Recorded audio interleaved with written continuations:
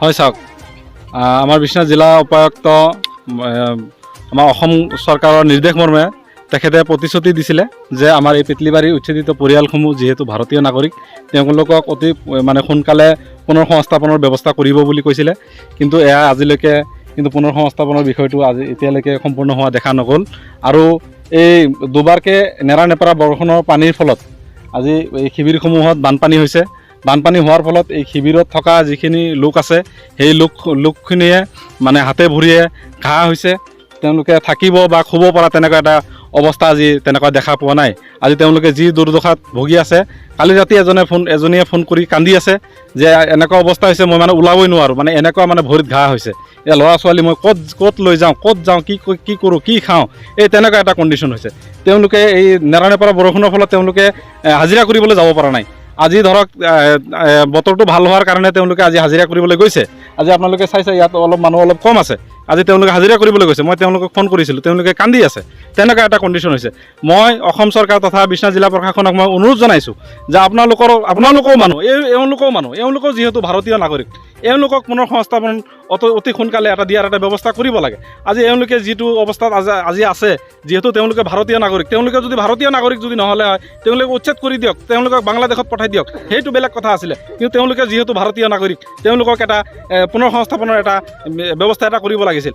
আৰু এই নেৰানেপেৰা বৰষুণৰ ফলত যি বানপানী হৈছে, আজি গোটেই অসমতে বানপানী হৈছে, মই সেইটো ক'ব নাযাওঁ। কিন্তু কথা হৈছে ইয়াত যিহেতু উচ্ছেদ কৰিছে, এই উচ্ছেদিত লোকখিনিয়ে যিহেতু পথাৰত বসবাস কৰি আছে, তেওঁলোকক মানে শিবিৰসমূহত মানে এহাতলৈকে পানী হৈছিলে।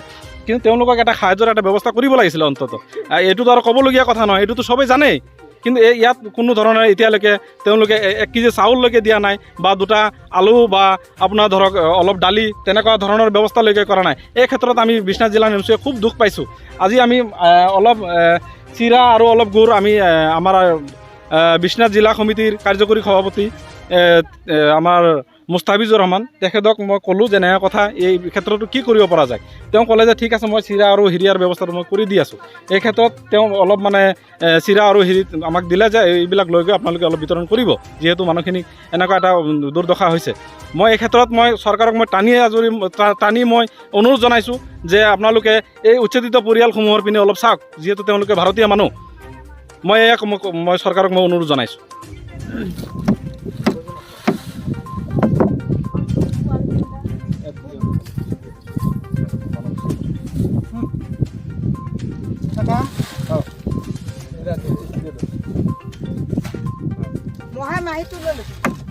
মই বস্তাতে লৈ যাম।